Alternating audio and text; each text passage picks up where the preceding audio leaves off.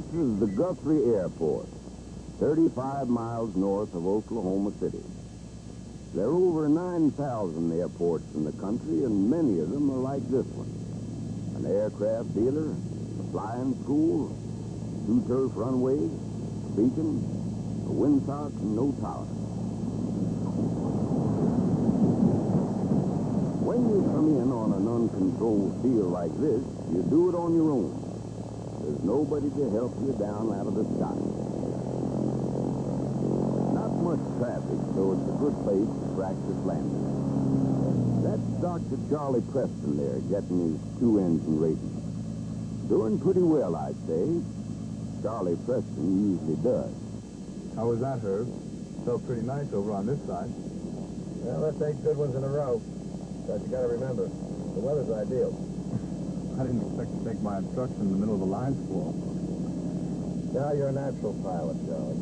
You might do very well in the line squall. Want another landing? Nope, I'm satisfied. So it's back to Oak City. Back to Oak City. Charlie Preston is from an old Oklahoma City family. Charlie himself is not only a good pilot, but he turns out to be one of the best doctors we've got in the whole state. What about tomorrow? We won't have to come out.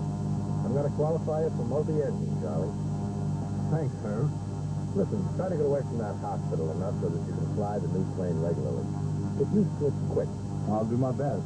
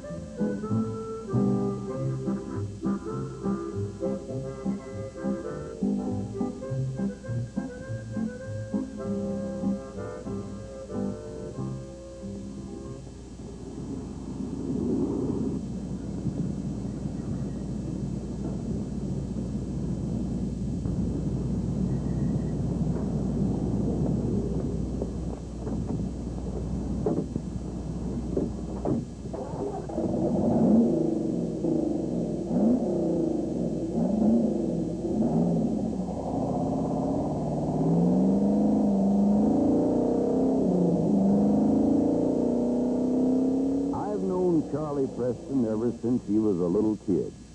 And he's always been, well, what you might call impatient. Makes quick decisions. Likes to move fast and get things done fast. Charlie can't stand it when people just plod along through life. I don't mean that he sets out to speed. It's just that, well, in Charlie's line of work, you have to have a lot of confidence in your own estimate of a situation.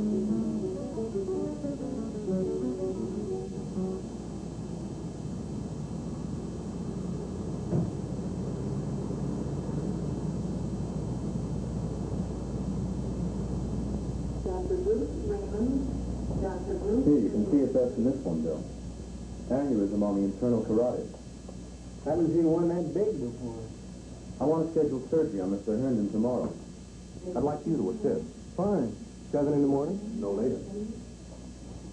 Charlie, why have you waited this long for surgery?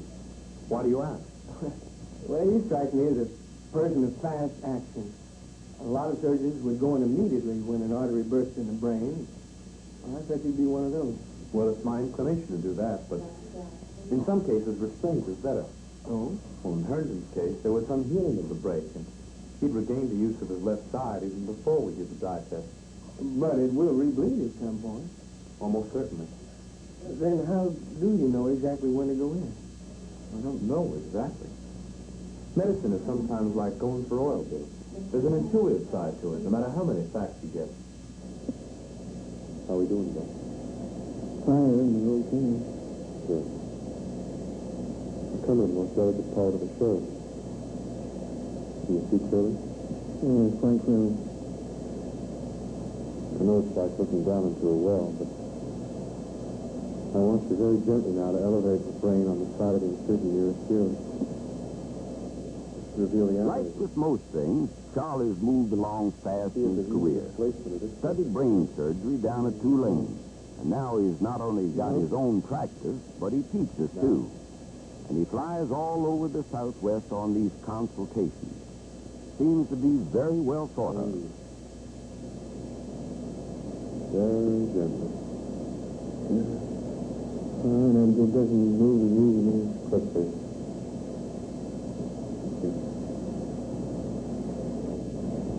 Fine, Bill. You're doing well. Just a fraction of an inch more and... There it is. You see it? Yeah, I see.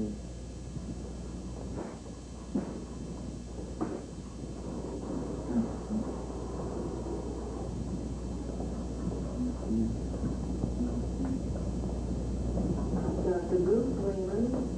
Dr. Bruce Raymond, please. Nice assist, Bill. We're ready to take over, I want to. Thanks. You make it look easy. How's the patient? Fine. He's in intensive care. He even made a joke. Oh, good. And we haven't disrupted the comic areas of his brain. Listen, I may run down to the club for a late lunch. If Fergie continues okay, I might run out for a few holes of golf. You sure? It's like I'm getting a cold again. Here, try some of these. It's a new over-the-counter sample.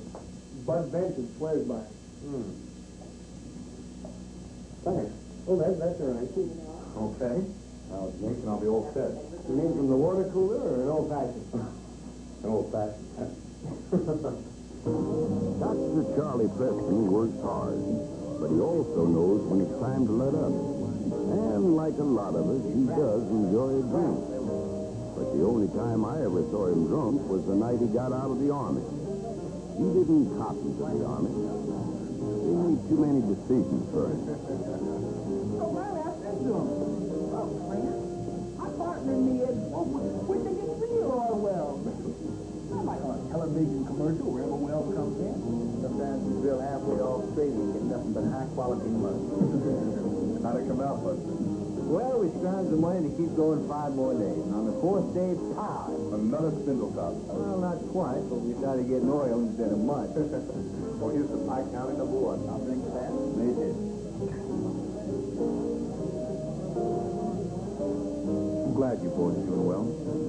Sometimes I think wildcatting is a lot like brain surgery. You mean to tell me you go picking around inside somebody's skull and you don't know how it's going to come out?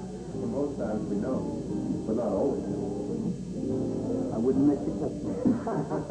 You might feel different if a glioma was cut down on your side. What? A brain tumor. You couldn't be flying around the Southwest looking for oil you couldn't see. Why, you'd be glad you met me. Still, seems pretty messy to me. All that hammering on the skull. But we're getting better every year, Buster. You know, I sealed off an artery this morning. The patient stands a good chance of living. A few years ago, he wouldn't have made it. What I can't understand is how you people can do all that without messing up the whole brain. Well, nobody knows exactly how the brain works, but we do know the results of how it works, and that helps. We know that certain parts are related to sight, others to hearing, and other parts seem to collect the news of a sensation and pass it on. Well, take alcohol. We've done a lot of studies on what they call alcohol ingestion. A guy takes a drink in a lab, and then they check his reaction time. Well, it turns out that liquor cuts down on the capacity of the brain to make its normal connections. The drink's an anesthetic, but only some parts of the brain are affected. In case you happen to get loaded so you can't see or stand, the medulla down at the base of the brain still keeps on functioning so you can read. Do you see the complicated function? Doctor? For the hospital? No, sir, I believe it. Funny. I don't know any operator in Wichita.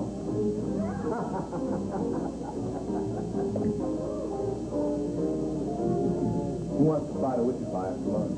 Back tonight. Hey, you must have made your contact with that operator in Wichita. Chance, we got to go scrounging at the Mercantile Bank. Why Wichita? Well, I didn't tell you. I bought a new plane, a Cessna 310. They got it ready sooner than I thought. So I'm going to run up, drop off the 182, and pick up my new one at the plant. Well, here's to the 310 and a million happy landings, Doc. Well, I'll drink to that.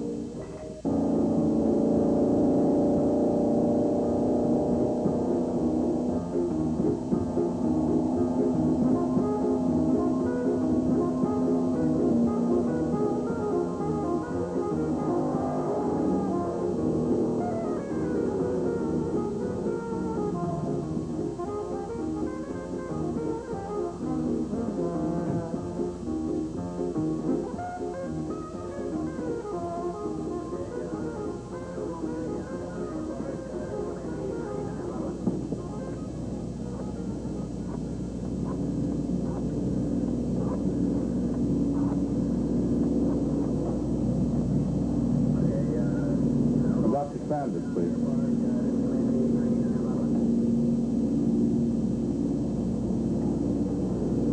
Bill? Charlie? Well, how's Herndon? I'd like to fly up to Wichita to get my new plane. Your plane's ready, Doctor. Oh, that's fine. Well, if there's any problem, call me at the Cessna Airport. I'll be back tonight. I'm taking Ann Thomas to a party at the country club. Right? Aircraft, downtown airport, review of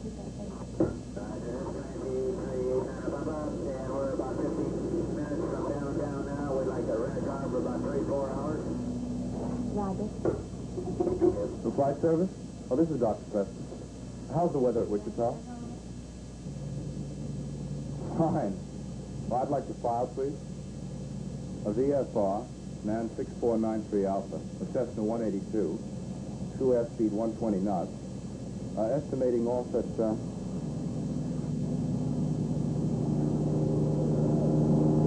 2045.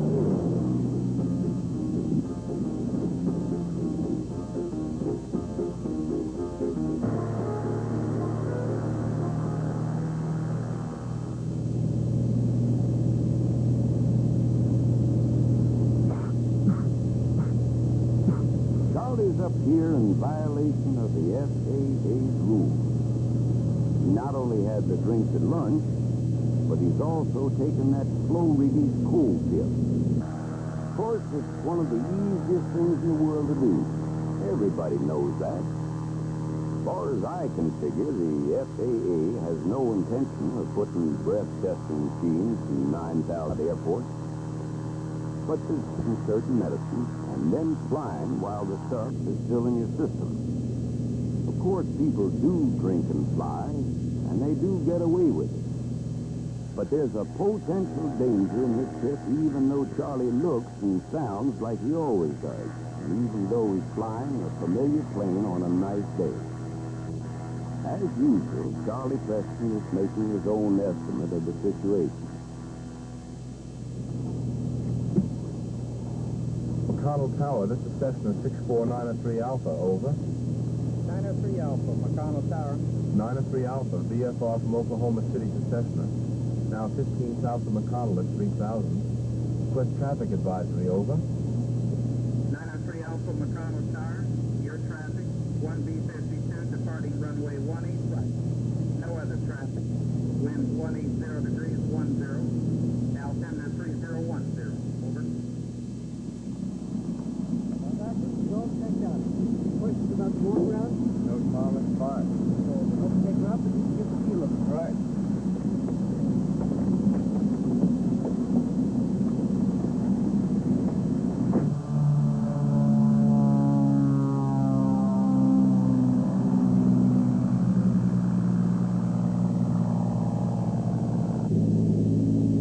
Flies beautifully. How'd you get it so quiet? That's because of our soundproofing and engine mounting. Great. Here's the transponder you ordered. This is the on position. When the controller asks you to ident, just hit this button here. Fine. Fine.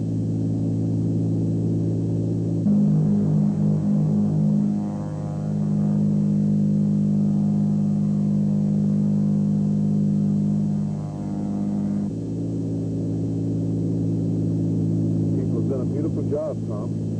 Tell you what, let me take you to dinner before I fly back home. Yeah, can't we have a dinner invitation? You'll be my guest at the club. It's only about 10 minutes from the airport. Thanks, Tom. That's kind of you.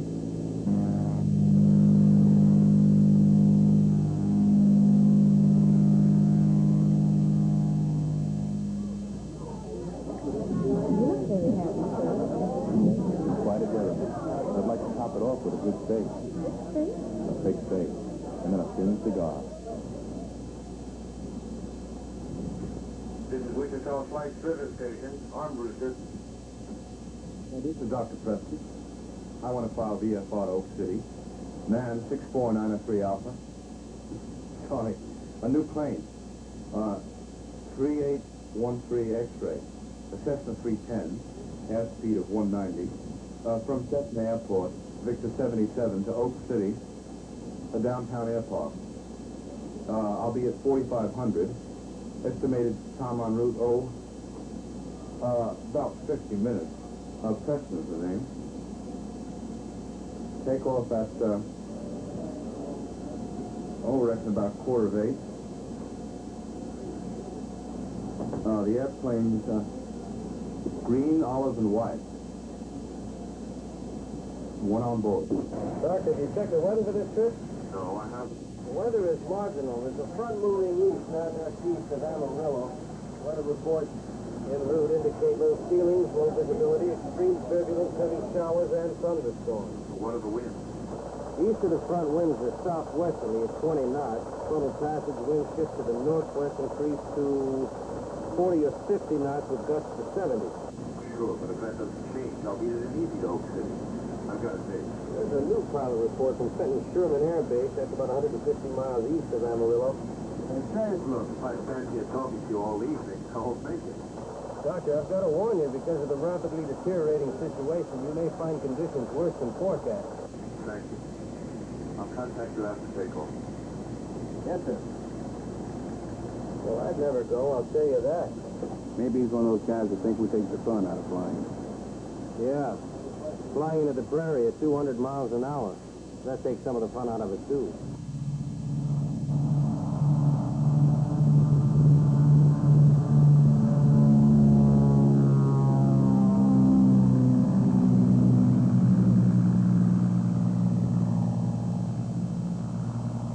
Charlie Preston had 3 drinks and 2 pills.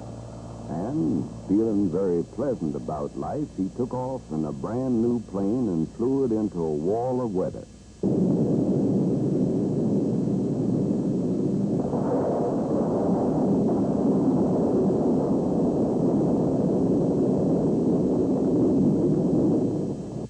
American 625, maintaining 2,500. American 625, now 4 miles from the outer marker, cleared for ILS runway 35 left approach. Contact Roger Tower, 118.3. 625. Oklahoma City approach control. Oak City approach control. This is 64903. This is 3813 X-ray. 3813 X-ray, this is Oklahoma City approach control, over. Oklahoma City approach. I'm not sure where I am. About 30, 40 miles north of Oak City. But I'm in the soup. There he is. He's heading right in. Who's that? I think that is Tinker 141 at 8,000. Let's check. 13 X-ray, do you have transponder? Roger. 13 X-ray, Squawk 0300 ident. Request your heading and altitude. There he is. 13X Roger. My heading is about 180. I came up to 12,000 to get over this, but I can't. Can you give me a fix or get me down? 13 X-ray radar contact 30 northeast of Will Rogers over Guthrie Airport. Sun is moving east and slightly north. Turn right heading 270 vector out of the squall line. He's not turning. 13 X-ray, do you hear me? Over. Roger, I read you. I don't know where I am. Get me out. I'm in severe turbulence. 13 X-ray, can you fly a heading? Hell, I never knew what turbulence was before. 13 X-ray, I repeat. If you can fly a short distance to the west, even 2 miles, you should break out. Gyros are tumbled. Can't hold a heading. I'm losing altitude.